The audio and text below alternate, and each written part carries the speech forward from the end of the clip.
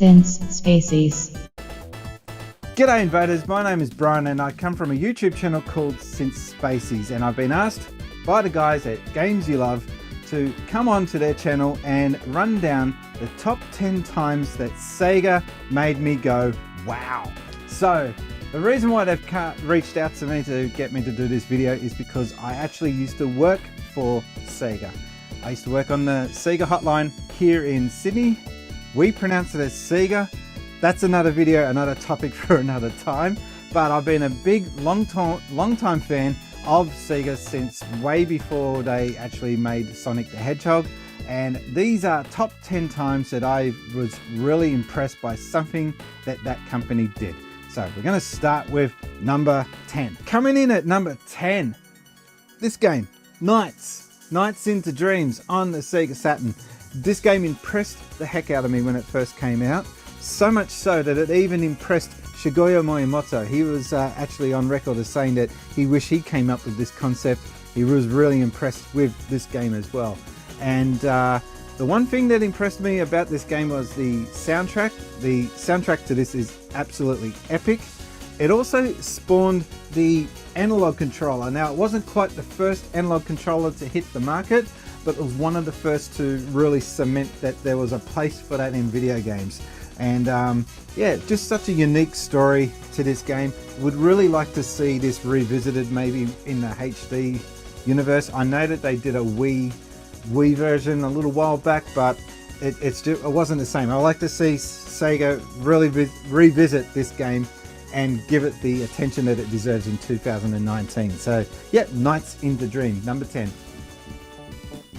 Coming in at number 9 is Sonic and Knuckles. Now the big thing about this game is the lock-on technology. That's what it's got right there. You can actually see it right there on the bottom. Now the big deal about this was that they couldn't quite get all the game that they wanted in Sonic 3. So they released a half game, I guess you could call it, just to keep the peoples happy. But a workaround, you know, because they couldn't do DLC back then, so the workaround was to lock on another cartridge. You put the two on top of each other and transform the game into Sonic and Knuckles. Now, a real clever thing was that if you got Sonic 2 and put that cartridge on top instead, you could play as Knuckles in Sonic 2. Absolute mind-blowing thing at the time. It was an absolute amazing feat of technology for what limited technology they had. Really standout game, and I can't think of many other examples of games that uses that similar technology. Just really mind-blowing stuff. Sonic and Knuckles on the Mega Drive, or in my case the Genesis. Coming in at number 8 is the Phantasy Star series. Now, okay, that's kind of cheating, but hear me out. Phantasy Star on the Master System was the game that introduced me to role-playing games, that is. And it was awesome, you know, just the whole thing of leveling up and taking on dungeons, and the 3D dungeons in particular in this one were awesome.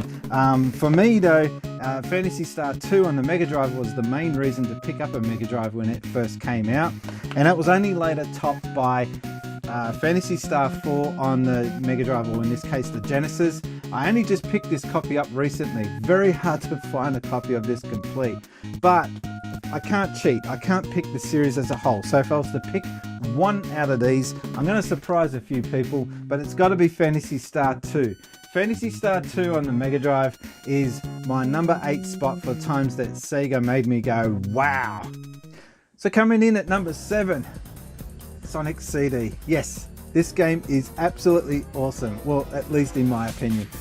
This game was really good because it actually utilized the CD format for the first time in a way that it was meant to be used. It did things on the CD platform that the Mega Drive on its own would not have been able to take on, with past, future and present timelines.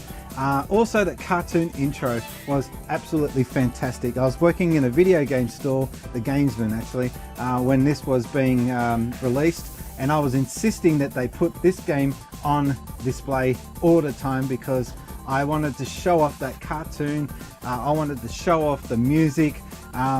in speaking of the music, the Mega Drive or the Mega CD got a different sounding soundtrack to the Sega CD, which is the US release, and both camps seem to fight over which is the best one. For me, it's this version, the Japanese soundtrack, which made its way over to the PAL region. Absolutely cool with acid jazz and really cool hardcore techno tracks. It was a really good reason to buy a Mega CD, in my opinion. So coming in for number 6 for the times that Sega made me go wow, it was this one, Virtua Racing, both in the arcade and also on the Mega Drive platform. And the thing that impresses you the most when you see this for the first time is how the hell did they get all that polygon graphics going on that Mega Drive system? Mega Drive did have a polygon racer beforehand called Hard Driving, and it was pretty terrible. It was like, I think it was running at 2 frames per second. It was not playable by today's standards, but this certainly improved on that, and it kind of cheated because it's got its own processor chip inside, similar to what you see in Star Fox on the Super Nintendo or Star Wing. I really love this game. The only downside is that it didn't have battery backup to keep an eye on your times, your fastest laps. But the graphics were just absolutely awesome. Very expensive game though. This is the most expensive game that I have ever bought, and it was about $160 brand new. That's not an import or anything. That was off the shelf here in Australia. But for the time, I felt like I had the arcades in my house. So yep, number 6 was Virtua Racing. Coming in at number 5, I don't actually have anything here to hold and show you for this one, but it's the arcade machines. Outrun and Afterburner. When you went into the arcades in the 80s, you were expecting to see arcade cabinets, but then one day I walked in and there's this massive fake Ferrari next to a machine that looked like a jet fighter, and it was Afterburner. And those two machines, they were not just games, they were experiences. You paid a lot more for those games compared to everything else that was in the arcade at the time. But you came away from it and thinking, oh my god, that was so epic, compared to just playing any other arcade game at the time. They were an experience, they weren't just a game. So for me, yeah, Afterburner and also Outrun, number 5. Number 4, now you got to stay with me on this one. Alright, Space Harrier 2, not the best game in the world, but it was the first time that I remember hearing speech from a video game, and the speech was absolutely crystal clear. Get ready. When you get hit in this and then he gets back up and it says, get ready, that just made me feel like, wow, we are at the next level. Welcome to the next level. But it was a huge step up from the Master System. There was a Master System version of this game, Space Harrier. And when you got back up in that one and he goes, get ready, you could barely make out what he's actually saying. But in this version, it was crystal clear. They had to cut the sound right out so that all the Mega Drive sound channels were able to generate that crystal clear speech sample. And that speech we just take for granted nowadays. But back then, this was an eye-opener or an ear-opener. How does that work? Anyway, number 4, Space Harrier. Now we're getting into the top spots. Number 3, Sonic Mania. Now this game was absolutely fantastic, and the reason why I picked this and put this in my number 3 spot, it was a refreshing change to see Sega throwing the keys over to someone that's not within their company ranks, and an Australian too, I might add. And they came out with this fan service. That's right, this is fan service at its best.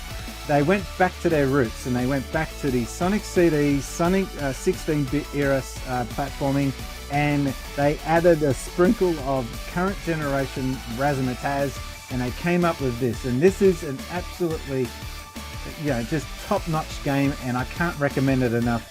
If you haven't already done so, get a copy of this. It's out on Xbox One, it's also on PlayStation 4, and also on the Switch. I've got the Switch version here. I also have a Xbox One version. I'll get the PlayStation 4 eventually, I think. But yeah, pick this up today. My number 2 spot for the times that Sega blew me away, and that is Shenmue. Now, it's emotional, this game for me. It really made you want to finish the game. And for so many years, we've been left on a cliffhanger. And we're finally going to get to see that story move on. It's a shame that Sega themselves aren't the ones heading that up. But at least they gave us this in the first place. It was a Guinness Book record holder at the time for the most expensive game ever made when it was released. And like I've said before in past videos, it tanked. It's so sad that no one got onto this ride. People are starting to wake up to it though, and they're starting to realize how decent the title's Shenmue was. And I've actually got a video where I visited the actual location of where this was set, Yokosuka in Japan near Yokohama. I've got a video that is featuring the real life locations, and it's kind of weird when you walk up and down that street in 2000 and I think it was 15 when I went up and down that street, and you can still see references today that were in this game, which was actually a game that's set in 1986. It's like the place has not moved. It's just time stands still there. Anyway, so Shenmue, the Shenmue series in general, I have to go with the Dreamcast original one though, but yeah, this is a really big game in my heart. Now for the number one spot, and you'd think it would be Sonic. With all the Sonic stuff in my room, you'd think Sonic would be the number one spot. And I do have a story about Sonic. I actually got invited by Sega when I was 17 to come into the Sega hotline and have a look at something that was going to revolutionize the video game industry. That was their words, not mine. And I got to see a beta version of Sonic the Hedgehog a few months out before it got released. And that was like a really special moment, and I will never forget it. And it wasn't until a few years later when I looked back on that and realized that was a pretty big deal. Anyway, it's not Sonic 1, although it's up there as a memory.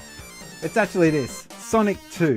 I was lucky enough to be working at Sega when this was being launched and released, and it was huge. You got no idea. We all got given a copy of this on the hotline, and I even got to dress up as Sonic on a few occasions to help promote the game. We went to road shows around promoting it. It was just huge, and this game was really kicking all the goals for Sega at the time. That's their highest point of the industry, and it's kind of been downhill since, I must admit. But this was Sega at their best, and for me it won't be topped. Well, it would be great if they do top it, but I don't think it will ever be topped. So for me, the number one experience that I've had with Sega is with Sonic 2. I'm a little biased though. So that's been my top 10 times that Sega blew me away. I have to give a special honorary mention, I should say, to Alex Kidd. Not Alex D. Kidd, Alex Kidd. That game has a soft spot in my heart because of all the calls we took while working on the hotline. But tell me where I went wrong. Maybe you've got a top 10 list that's much different to the one I just gave you. Leave your comments down below. Tell me where I went wrong, or if you agree with my top 10 list, tell me down below. Also, don't be afraid to come over to my channel, Since Spacies.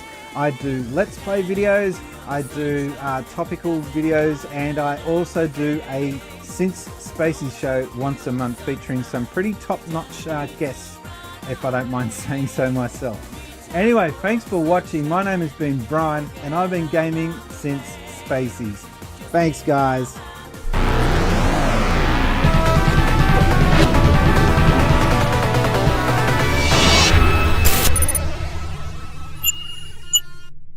Since Spacies.